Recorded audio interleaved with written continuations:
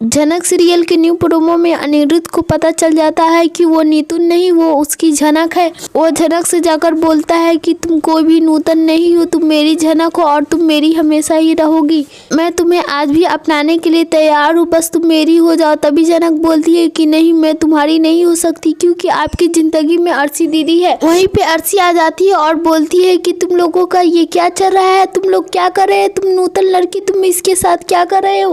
तभी झनक अर्शी और अनी को बता देती है अपनी माँ और बाबा की सच्चाई और बोलती है कि तुम्हारी माँ ने मेरी पापा की जिंदगी बर्बाद करके रख दी है। झनक अर्शी से बोलती है कि तुम्हारी माँ ने मुझे जन्म दिया और मेरे पिता को छोड़कर चली गई और इसी का बदला मैं सृष्टि मुखर्जी से लूंगी। भले ही मुझे जन्म सृष्टि मुखर्जी ने दिया है, लेकिन मैं हमेशा अपनी माँ उर्वशी रैना को ही मानूंगी और मेरी माँ हमेशा रहेगी। झनक बोलती है कि सृष्टि मुखर्जी ने मुझे जन्म देकर मेरी माँ उर्वशी रैना को चली गई और कभी मेरा हाल पूछा तक कि नहीं कि उसकी बेटी जिंदा भी है कि नहीं।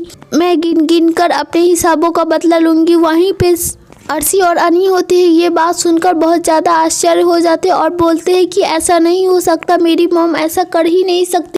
अनिरुद्ध को बोलती है कि अनी, ये लड़की झूठ बोल रही है, मेरी माँ ऐसी नहीं। अनिरुद्ध बोलता है कि ऐसी ही है तुम्हारी माँ। मुझे ये बात पहले ही से पता था कि जनक बृजभूषण के पिता था, लेकिन अभी तक पता नहीं था कि वो सृष्टि मुखर्जी की बेटी थी।